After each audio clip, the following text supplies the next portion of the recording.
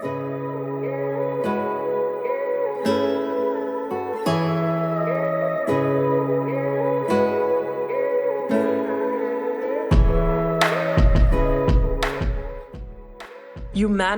desperately needs to see what is possible outside of this hamster wheel, outside of this system. And you came here to be one of those who are breaking the barrier and create that for themselves. The people who are watching you and are inspired by that, they feel that glimmer of hope that the same is possible for them.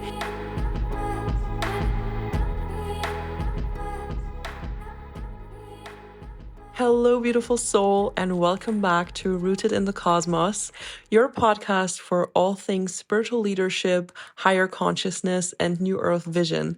My name is Isabel Gloria. I'm your host, and it's raining like crazy at my place right now. So if you hear any rain in the background, I hope you enjoy the chilled vibes, the peaceful vibes, because I can't promise that it won't be noticeable. It's literally raining cats and dogs right now.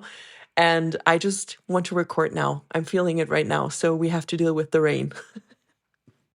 In today's episode, I'm going to provide some really valuable tips for the spiritual entrepreneurs amongst you. So if you are either a coach, a mentor, have some kind of spiritual business, or just want to be a spiritual content creator and are an aspiring spiritual entrepreneur, or have just started out with your business, or have been thinking about starting social media for a while now, this episode is perfect for you. We will talk about the top 5 mistakes that you can make when starting a spiritual business. And I've made probably all of these myself in the beginning, so I know what I'm talking about and I know how to avoid them.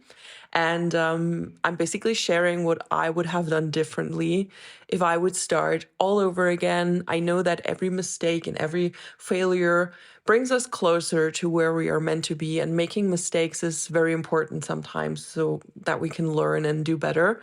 But I want to give you the top 5 mistakes that you can avoid that just keep you from finding the success in your business that you deserve.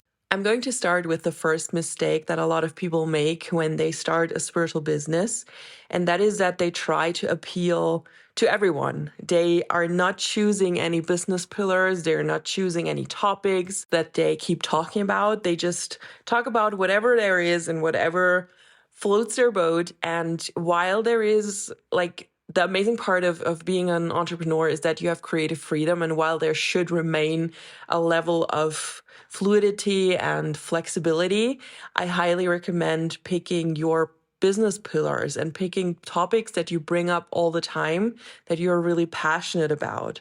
Many spiritual entrepreneurs try to appeal to everyone. And what happens is that they end up connecting with no one, because nobody really wants someone who's just sharing all the things, doesn't have their own opinions, doesn't have their own topics that stand out or that are connected to them as a person. It's really hard to get engaged and loyal followers if you just post whatever. And it also doesn't work usually if you try to replicate what works for others. That's a mistake I often see in my clients when they start working with me. They try to replicate the kind of content they see in other spiritual content creators, and they wonder why it doesn't work for them, because person so-and-so does these types of videos and they always go viral, they always gain a lot of traction, and they wonder why it doesn't work for them. And it's just the fact that you cannot replicate the energy of someone else. So what may work for them does not work for you, and what works for you may not work for them. You have to find out what your specific lightworker mission is, and you have to focus on that. And it's also a lot about finding a deeper spiritual connection to that mission, and then creating content around this mission and around the topics you are literally meant to talk about that connects with your audience, and that allows you to tailor your offerings to the unique needs of your soul clients. It's very important if you want to be a spiritual business owner, and if you want to have like a sustainable, lasting business, You cannot just do what everyone else is doing and then expect that to last and to work forever. You really have to do the work, the internal work, to connect with your why and with your mission. And I say that like 1,000 times whenever I'm talking about business, that business is so much more than just a business. It's literally, when you have like this Lightworker mission here, there's so much more behind that than just creating a business. You're literally meant to bring a certain energy and certain topics and certain conversations and thoughts into the collective. So connecting with that mission and with that light worker purpose is really crucial for you to step up as a conscious leader. The second thing I want to talk about is something I also see a lot in my clients when they first come to me and when we start working together. And it's amazing to see how things shift if they change their mindset around this. The thing I'm talking about is that a lot of people make the mistake of looking down at the business side when they have a spiritual business. So they want to have a business, but at the same time, they don't really want to have to do anything with business and money and all the more tangible 3D things. It's almost like they are ready to help people, they are ready to give their energy, they are ready to be in service to others. But when it comes to be compensated for that, a bad money mindset kicks in and they feel bad for accepting money for their work, or they feel bad for wanting to have a lifestyle that just costs money. And that is a sign of a poor money mindset. And I myself had to go through this entire process. I've worked so much on my money mindset when I started my business, and I just realized then how bad of a money mindset I had and how much better it got now, and how much that has changed my life, and how much changing the perspective on money and what you can do with money changes how well money comes into your life and how fast it can come into your life. Business and money are often frowned upon in the spiritual community in general. And as long as you hold negative beliefs around money, leadership, or success, it will be nearly impossible for you to align with your highest timeline. So this is a big problem. You cannot have a thriving business and have a bad money mindset. You cannot have a thriving business and be afraid to spend some money to invest in your business. You cannot have a thriving business and constantly feel like you're lacking something. This situation is tricky because it is so connected. If you have a bad money mindset, you are afraid to invest, you are afraid to take risks. And if you are afraid to do that, if you're afraid to invest in your business, take risks, and do things out of your comfort zone, your money mindset won't get any better because you have no external proof that your business can generate money. You have to break the cycle at one point and take the risk of investing in your business in whatever way that may be for you. Either it's investing in inventory if you have like a physical business, or investing in a mentor, in a business coach, things like that, things that really propel you forward, but feel scary for you because your money mindset is so bad. I'm telling you, when I invested my first, I think it was $6,000 back then, I felt so afraid. It felt so scary and it felt so thrilling. And even though I was excited to do that, because the moment I transferred this money, I knew something is gonna change. I knew this is me committing to something. This is me breaking the pattern of just dreaming about it and actually doing something to reach my goals. So it felt exciting as well. But from the money side, it felt really scary and it felt like a lot that I was risking.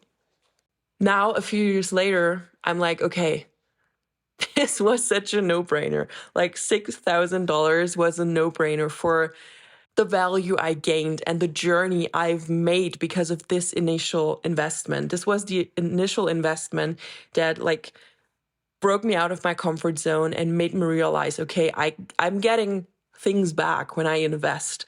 It's literally working like that. Like energy goes out, energy comes in, and money is just energy. So that for me was a good thing to practice my money mindset with. Everybody who has a spiritual conscious business needs to understand and fully embody that the new wave of conscious leaders who are stepping up now are meant to be the inspirers of a New Earth lifestyle. You are meant to live a beautiful, liberated life, and you're meant to create that for yourself. Also, with the wealth you're creating. It is part of your mission. It is part of the mission of all light workers in this role right now. We are the inspirers, the visionaries. We are showing what's possible. And the first step of doing that is creating the kind of lifestyle that many people want to live for ourselves. Because we are meant to bring that energy to the planet. We are meant to be the role models and also the hope for other people. Wealth needs to be redistributed to the people with pure intention. That's also a big part. Having a bad money mindset does not benefit you in any way. It doesn't make you a better person. It doesn't make you humble or anything to have a bad money mindset. The only thing benefiting from you having a bad money mindset is the system as it is right now. You are supposed to have a bad money mindset. You are supposed to sacrifice time for money. You are supposed to feel like a slave in the system, and you're supposed to be okay with being compensated for that with way too little money. That is how the system works. That is how certain people stay in power and keep the money together.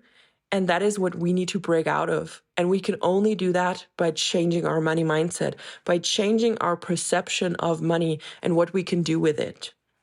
Humanity desperately needs to see what is possible outside of this hamster wheel, outside of this system. And you came here to be one of those who are breaking the barrier and create that for themselves. And everyone who's watching you, not everyone, because some people are triggered by it, but I'm going to come to this later. The people who are watching you and are inspired by that, they feel that glimmer of hope that the same is possible for them, that an alternative lifestyle is possible for them, that exiting the hamster wheel is possible for them. And it's not about money here, it's about liberation, it's about freedom.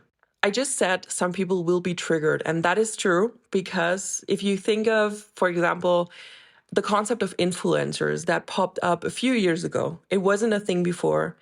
And influencers are actual business owners now. It's an actual job to be an influencer. A lot of people are following these influencers and feel very inspired by their lifestyle. They want to create something like that for themselves. They feel like they found a new opportunity to change their life for the better, and they want to do the same. Other people are triggered by that because they are still stuck in the system, in this limited mindset, and they internally feel attacked by the lifestyle of influencers because they perceive it as money that is easily made, even though that's not true. Most influencers, no matter if they are from the beauty industry or from the spiritual community, most influencers have built their communities and their skills over years of work. So I'm not disrespecting any influencer, even if they do makeup, even if they do like the quote unquote superficial things like fashion and beauty. They've put a lot of freaking work into what they do, and they have to be someone who can do it all, who can do video editing, photo editing, marketing, creative ideas like creative directing. They have to do a lot. So just a little side note, I'm not disrespecting anyone who's an influencer, but a lot of people do. And the reason why that is because they feel like they don't have any skills and they just get money for not doing anything. They feel that they're getting paid for doing nothing, for just being pretty or for just posting some silly little videos. And that is just not true, but that's how they perceive it. And they are triggered because they are in a mindset of, I could never escape the system. I am stuck here forever. I have to work my life away and be a slave to the system, while these young girls are making more money than I do with silly little dancing videos. That's how they perceive it. So instead of seeing it as an opportunity or as a new way of how we can make money or how the world is changing into a more liberated direction, they see it as a threat. They want everyone to be as miserable as them because they are hopeless to get out of this system, to get out of this situation. And that is also a bad money mindset. That is a limiting belief that keeps them there. And I'm not saying that they should all become influencers. That's not what I'm saying. I'm just saying that it can be an opportunity. It can be something that proves people that different lifestyles are possible, or it can be something that triggers people so deeply because they are so stuck in their limited mindset. And if you are still stuck in a limited mindset, maybe not to that degree, but if you feel any resentment toward people who have a lavish lifestyle or who make money online, you cannot become one of them, because you need to be at a place where you see their success as your proof that you can create the same for you in a way that feels right for you. You have to come to a place where you are inspired and see their success as an opportunity for you to create your success. And that only works if you let go of limiting beliefs around business, around success, around spirituality not fitting together with money, because that's simply not true. If you give money to the right people, if the right people make a lot of money, the world will change. And that's not just a saying, that's literally how it is. Money is just energy. It's an exchange of energy. And we can do so many good things with money. The people who have a lot of money right now just choose not to do good with that. They choose to enslave more people so they can accumulate more wealth. But conscious leaders with a sole mission to make this world a better place wouldn't do that. And you wouldn't do that. So why do you have a bad money mindset? Why do you block the flow of money coming to you? The next mistake that a lot of newbies make is to underestimate the power of branding and visuals. If you've been following my journey for a while, you know that I love branding. I originally come from a media design background. I've worked in marketing, and I bring that into my work a lot. I work on the brands and the visuals with my clients. So I bring in all my expertise from my marketing days, from my media design days, and we work on their brand and on their visuals. The way your business looks on the outside is the visual representation or the visual translation of the energy behind that business. So it's a super important thing.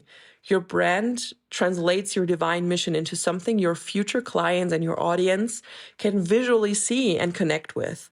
And humans are very, very visual beings. So when we see something and it resonates with us, we immediately feel drawn to it automatically. If you fail to create an authentic brand that feels like almost like an extension of you, it's harder for you to build trust and recognition. First of all, recognition is something that you need for people to keep you in mind and to recognize your work.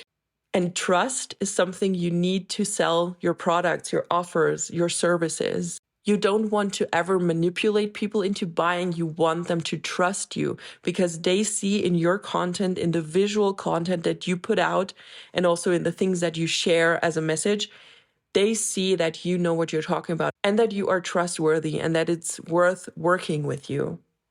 What I work on with my clients a lot is to create a cohesive and recognizable visual world and strong brand identity that reflects their values and their mission. And this goes a lot deeper than just picking beautiful branding colors. We go really deep into the spiritual side of things, like what resonates with your soul, what really wants to come through visually. So people will be magnetized by that and people will feel that it's authentic. So it's a very deep and detailed process of picking the brand and picking the visual aesthetics of their business. But it's a very, very important part that a lot of new spiritual entrepreneurs completely overlook. They don't take the time to figure out the aesthetics of their business and the concept around it. They don't take the time to create this little world and this bubble that is their business. It goes so much deeper. I'm really passionate about this. So branding is one of my favorite things that we do in my mentorship. And it's so beautiful to see their social media pages change from just an unrecognizable, normal, beautiful page to like these amazing, branded, powerful business sites. It's like you can immediately feel and see the difference. And it's so interesting to see how differently they're being perceived by their audience after the change, after they figured out their branding and if we've worked on that. It's so interesting. When they have a more or less personal looking profile, people reach out very differently and communicate very differently compared to how they interact when their social media profiles look branded and professional and have this powerful energy radiating from their profiles.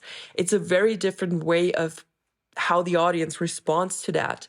And you 100% need that powerful energy, that recognizability to sell your offers and to gain the trust of your future clients. It's a thing that happens more or less subconsciously in people. I don't think anyone visits a profile or visits a website and thinks, okay, do I like the branding colors? Do I like the overall energy and vibe of that person? And they don't consciously think about it, but it's the first thing they notice when they visit your profile. It's literally the first thing. And when they don't resonate with your energy because you fail to translate it into visuals, they won't stay. They won't look at your offers. They won't follow you. They won't spend time on your page.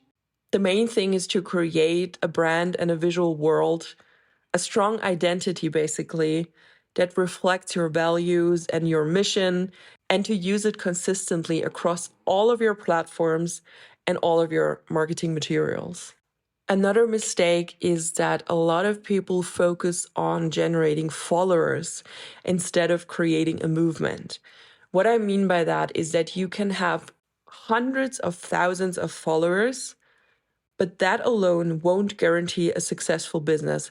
A lot of people think that if you have a lot of followers on social media, you are good to go. You can open any business and it will thrive, but that's not the case.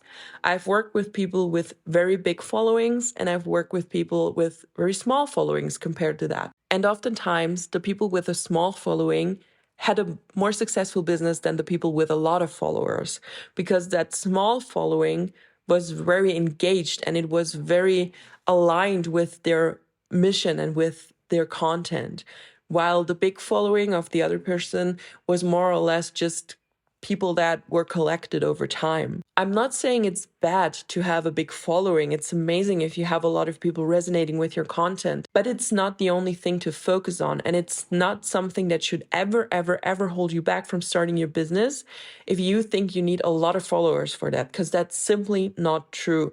You can have a thriving business with like 1,000 followers on Instagram and you can live from your business. There's literally no rule to this, and you can have a small engaged following and still have a very thriving, growing, expanding business. So instead of only focusing on high numbers of followers, try to focus on creating a movement with its own values, own visions, own worldviews, and its own personality, basically. And you get to be the creative mind behind this movement. You get to be the one creating it, literally. You can express yourself freely.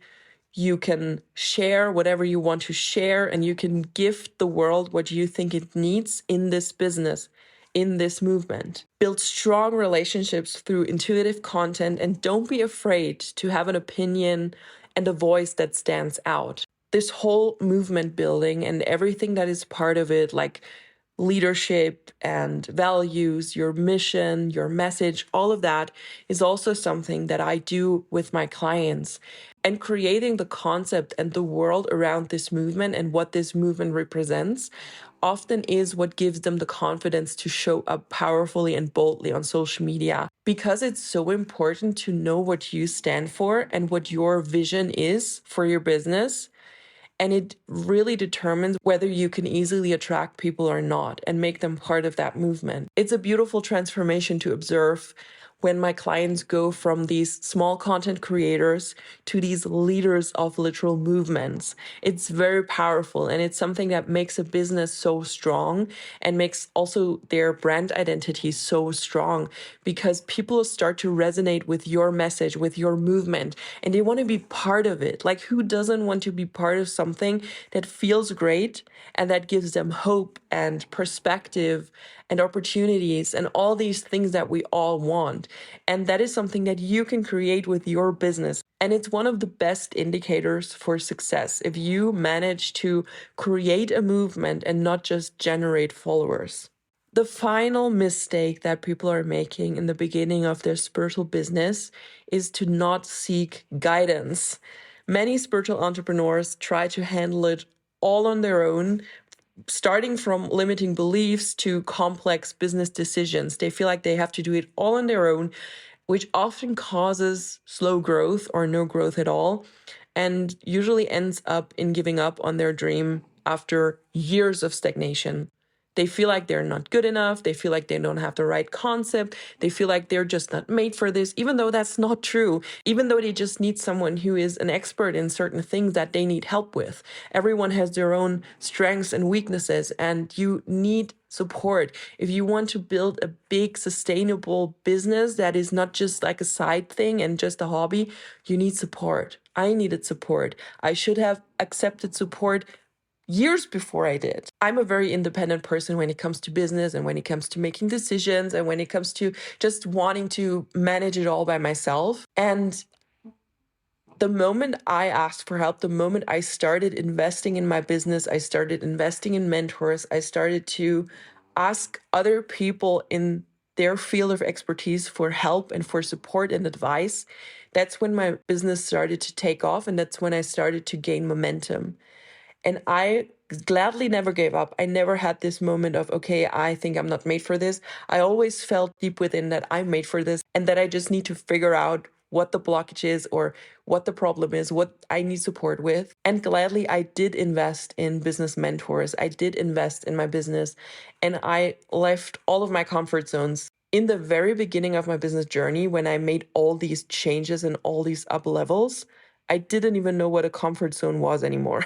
I did so many things that I thought I would never do financially and also like with showing up online.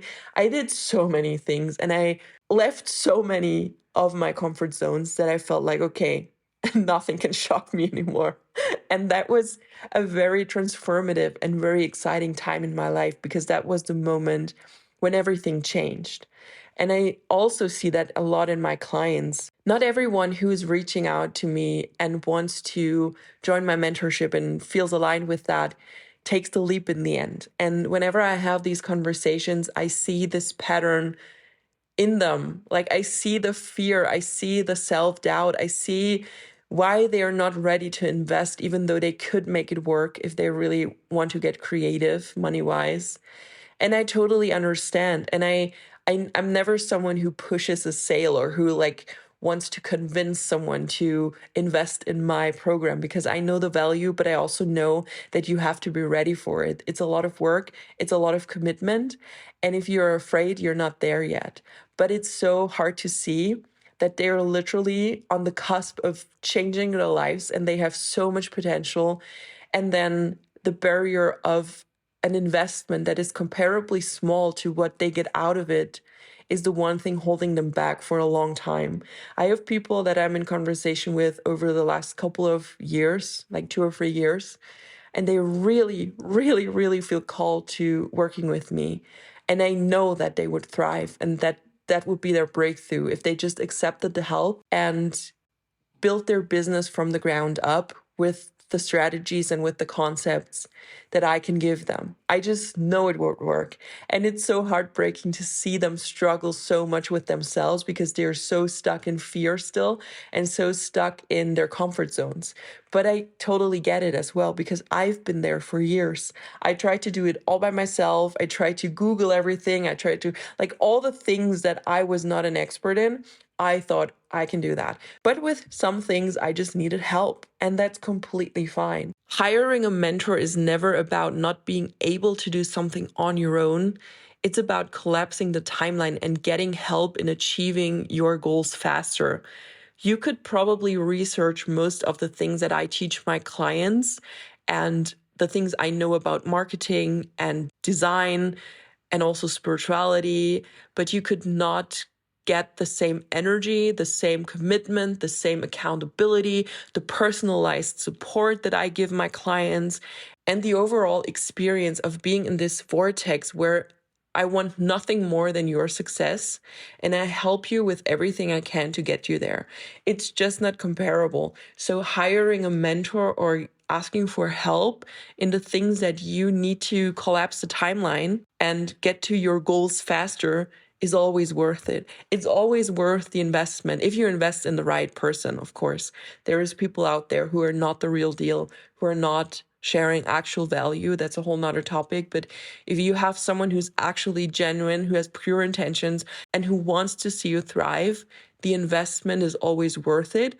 Not just because of the things you learn and the transformation you go through in such a short amount of time, but also for yourself. It's this huge commitment that you make to yourself the moment you invest money into something that feels exciting, into something that you know will change your life. And it's a good thing if spending that money is a little bit of a stretch, because that means something is changing in your life. It's something you've never done before. It's something out of your regular life. And it's something that automatically expands your mindset and tells the universe, hey, I'm going to spend this amount of money now into my business, into myself, because I freaking believe and trust myself that this will be successful. And that's what you're getting back. These were the top 5 mistakes that spiritual entrepreneurs make in the beginning, or often make in the beginning. Not everyone, but a lot of them. And I hope you can avoid all of these. I've made probably all of these myself. So I know what I'm talking about, and I know that I should have done things differently. I hope I can help you avoid these things and do things differently from the get-go so that you can thrive and be successful. And because I've mentioned it a lot in this episode, I just wanted to point out that I'm here to support you. I'm here to give out a lot of free content. This podcast is completely for free. All my social media content is for free.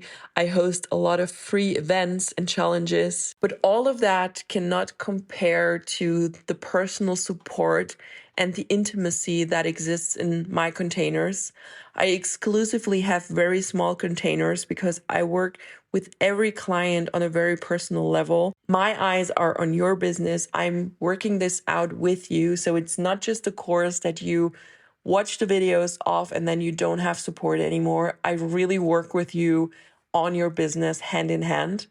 And that is the magic and the power behind the Cosmic Wonders mentorship and behind the success that this program has proven over and over again. If you're feeling called to join the Cosmic Wonders mentorship this summer and to work with me on a very personal level, I would be more than happy to explore with you how the Cosmic Wonders mentorship can help your business and can support you.